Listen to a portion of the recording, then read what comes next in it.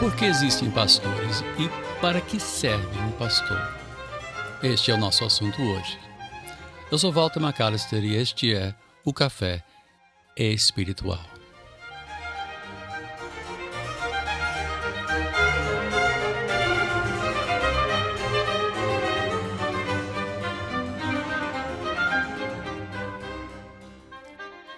Cada criança que nasce é um encanto. Todos ficam bobos, se perdem em sons abobalhados. Bilu-bilu pra cá, oi menino, oi amorzinho pra lá. Mãos pequenas e frágeis, olhos que lembram o pai ou a mãe, nariz que lembra o avô. Pelo menos foi o que o avô disse para todos que quisessem saber sobre a criança mais bela do mundo. É a figura de inocência, de promessa, de fragilidade e de total dependência. Precisa de colo, de peito, de afeto, de sono, de serenado. Mas o que nos encanta tanto leva no seu peito um veneno. E esse veneno vai destruir a sua vida e tantos outros nos anos vindouros. Não é à toa que o primeiro som que explode da boca desta criança, ao tomar seu primeiro fôlego de ar, seja um choro. Não é uma risada, mas um grito, um berro. É assim que todos nós começamos e como muitos terminam a sua vida. Esta criança, com toda a promessa que ela oferece, aparentemente, nasceu no pecado. Herdou do seu pai Adão uma natureza má. E embora ainda não seja evidente, naquele berço, seu coração abriga um poder destrutível e implacável. Este poder destruirá os seus sonhos, seus amores, sua saúde, seu futuro e de muitas e muitas pessoas. É um filho das trevas, como todos nós. É um pequeno inimigo de Deus, como todos nós somos ou fomos. Este poder maligno aparecerá primeiro por meio de pequenos atos de desobediência. Ao receber seu primeiro não, surgirá no seu peito um grito e na sua face uma ira implacável de quem foi contrariado. Ao ganhar um irmãozinho ou irmãzinha, seu ciúme rasgará seu peito, pois seu trono, de objeto de todo o amor e admiração da família, será ameaçado. Mais tarde, no play da escola, ele será ou objeto de bullying, ou quem sabe o próprio bully que irá tirar a paz dos seus colegas. Com furor, castigará quem tocar na sua bola, tomar o seu lugar na mesa, usar o seu copo predileto. O mal do seu coração não se contentará em partilhar ou ceder. Isto ele terá que aprender e controlar, e até esconder.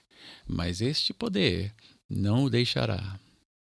Regerá nas trevas, nos recantos mais secretos do seu coração.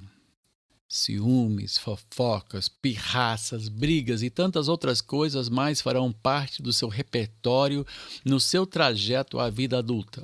E quando chegar lá, tendo ganho em tamanho e conhecimento, o seu poder de destruição será ainda maior.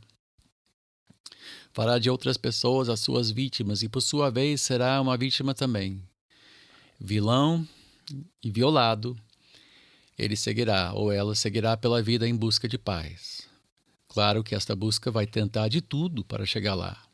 Sexo, festas, farras, emoções, bens de consumo, viagens, amores, entretenimento, jogos, tudo para tentar se sentir bem.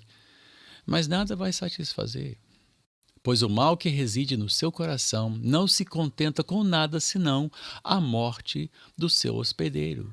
Sim, o pecado mora em nós e só quer a nossa morte, nada menos. Por isso a história humana é uma corrente ininterrupta de guerras, de opressão, de injustiça, de morte.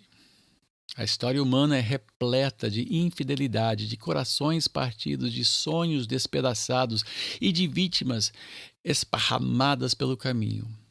Feridos e sangrando, buscamos e buscamos e buscamos algo, uma promoção, um carro novo, um sapato novo, um programa que nos ajude a esquecer ou relaxar, um filme, uma música, uma sensação, um paliativo, um porre, um prazer, qualquer coisa, para quietar o monstro dentro de nós, um lobo que uiva e arranha o nosso peito sem nenhuma intenção de sair, só quer rasgar e matar o hospedeiro. É o pecado, é o lobo que não larga do osso. Não foi assim no princípio. Deus criou o homem para viver em paz, para viver no que os hebreus chamam de shalom. Foi o paraíso, sem roupa, sem vergonha, o casal vivia livre, facilmente no jardim. Bastava estender a mão e já podia comer um fruto, não exigia esforço quase nenhum. E ao cair a tarde, Deus andava com eles em comunhão inimaginável. Mas o mal já andava pelo jardim e convenceu o casal que o paraíso não era o bastante. Deveria almejar mais. Bastava fazer o que Deus havia proibido. Era tão fácil, gente, deixar de comer uma fruta de uma árvore. Quando a gente pensa assim, parece absurdo, mas o diabo é sagaz e soube engambelar os dois direitinho. Com isto, a nossa natureza se revoltou. E a natureza toda, a terra toda se revoltou. E o casal foi expulso do paraíso e do shalom, da paz. A terra não cederia mais o seu fruto. Teríamos que viver ralando as duras penas, sofrendo, sendo frustrados para uma vivência minguada. Mas o mal não se contenta com isso. Muitos oprimem, tiram os outros, roubam, matam, assaltam, pervertem a justiça. E hoje o mundo é um turbilhão de maldade, violência, mentira, trevas, trapaça e lágrimas. Muitas e muitas lágrimas. Mas Deus amou o mundo de tal maneira que mandou seu filho matar o lobo que uiva no nosso peito, o pecado, o mal. Para tanto, ele tomou sobre si o poder, todo o poder dele, todo o poder do lobo, e o levou para a cruz, onde, para matá-lo, ele mesmo teve que morrer. É a notícia mais incrível e espantosa de toda a história humana. Deus se fez homem. Ele veio e andou entre nós. Que coisa extraordinária. Ele se fez homem e, como homem, sofreu o castigo que todos os homens merecem. Foi uma história estonteante. Na noite que foi traído, ele levou 3 dos seus discípulos a um jardim, se jogou no chão em prantos e angústia, suava, chorava e pedia ao Pai se não seria possível matar o lobo de outra maneira, mas ele sabia. O pecado teria que morrer e teria que fazer isto por meio de um homem. E ele foi este homem. Emanuel, Deus conosco, chicoteado, foi objeto de zombaria. Ele recebeu na sua cabeça uma coroa de espinhos que furou o seu crânio e com as costas em carne viva foi pregado nu numa cruz para ser erguido onde ele sangraria até a morte, sufocado pelo peso do seu próprio corpo na cruz. Com pregos nas suas mãos e nos seus pés, ele, com sede e vergonha, Jesus olhou para o céu e disse: Pai, perdoa-lhes, porque não sabem o que fazem. É isto. Não temos noção do que fazemos. Não entendemos o quanto nós ferimos os que nos rodeiam. O mal nos deixa cegos. Jesus disse: Eu sou o bom pastor, e o bom pastor dá a vida pelas ovelhas. E foi isso que ele fez. Por amor a nós, ele foi abatido como um animal e desamparado pelo próprio Pai que o havia mandado por amor ao mundo.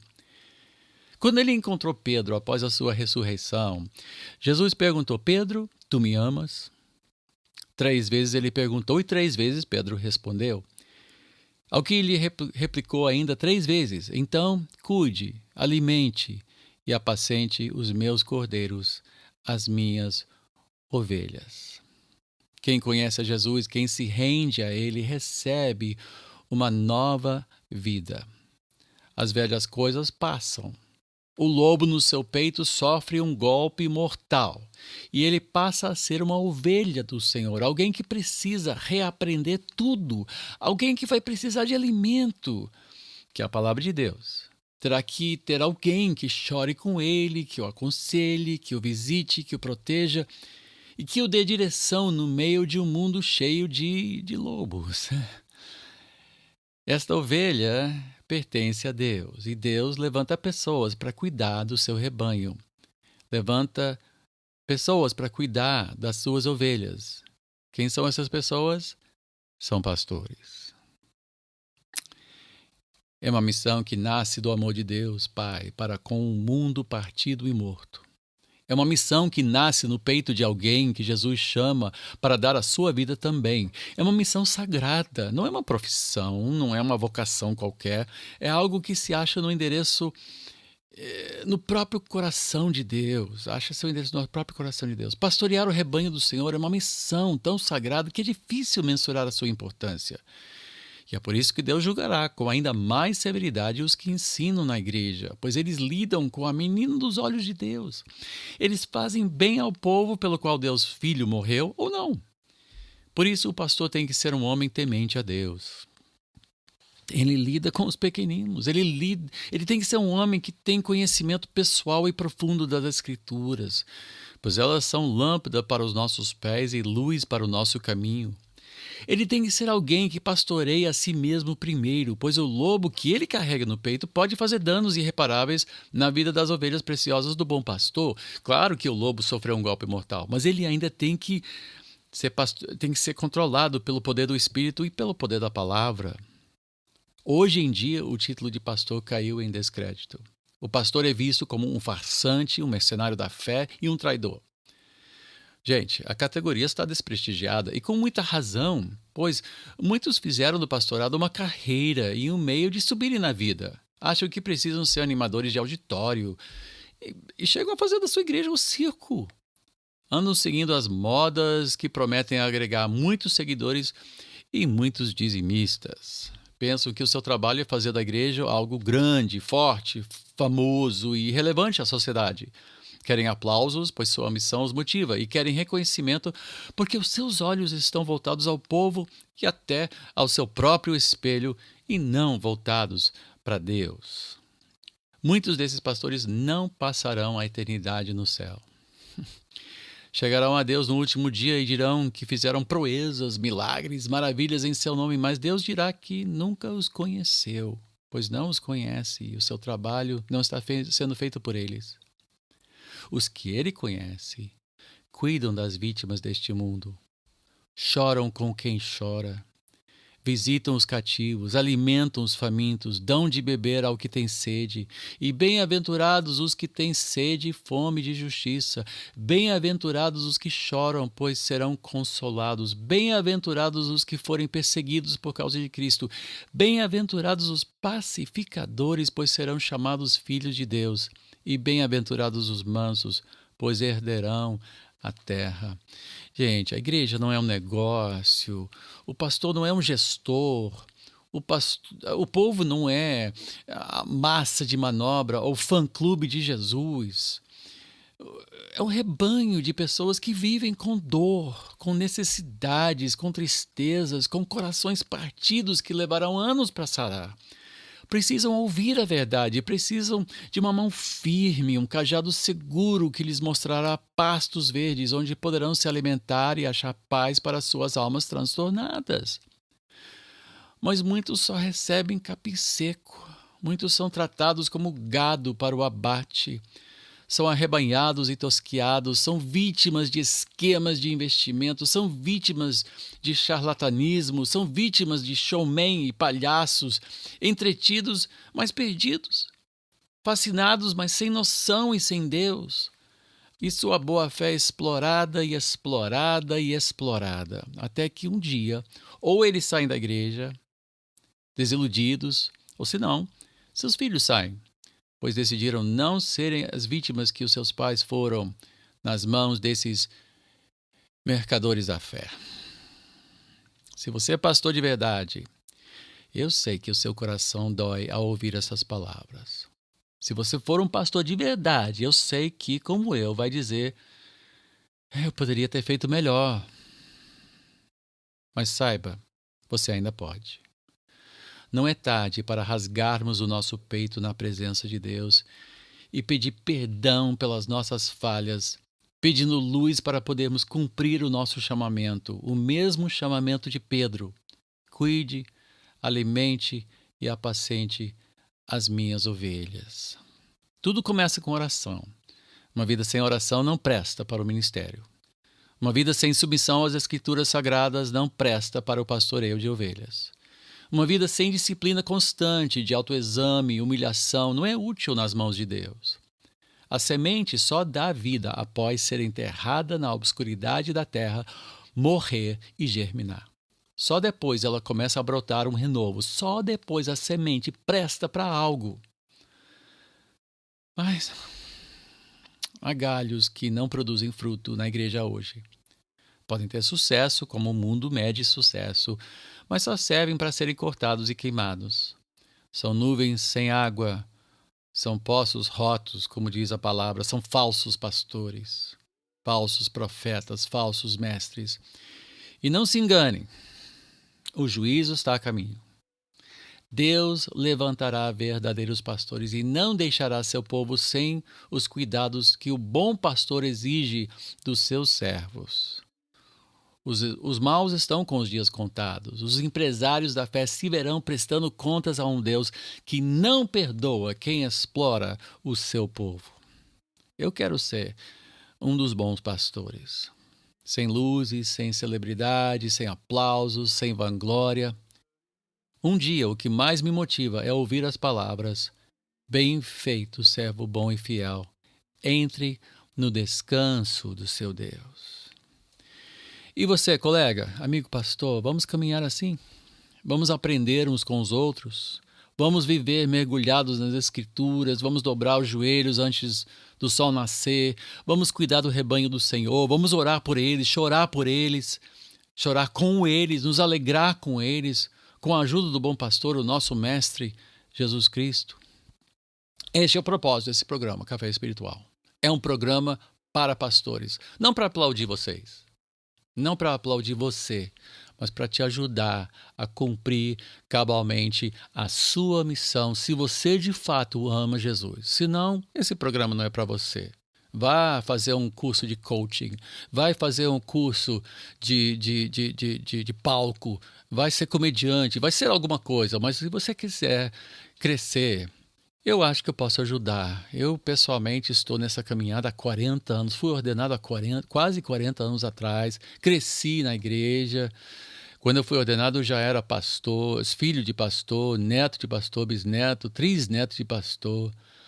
Eu vivo isso a vida toda, tenho visto as vítimas da igreja e isto dói o coração. Esse programa não é para entreter pastores, é para ajudar você, para estender a mão e dizer: vamos lá, meu irmão, vamos melhorar isso, vamos andar juntos.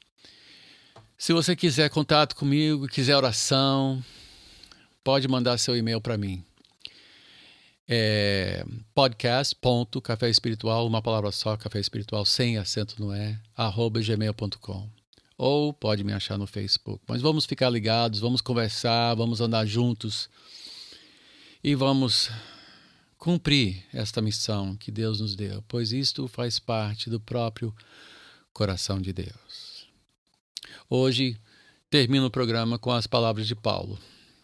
Que o próprio Jesus Cristo, nosso Senhor e Deus, o nosso Pai, que nos amou e nos deu eterna consolação e boa esperança, pela graça, console o coração de vocês e os fortaleça em toda boa obra e boa palavra.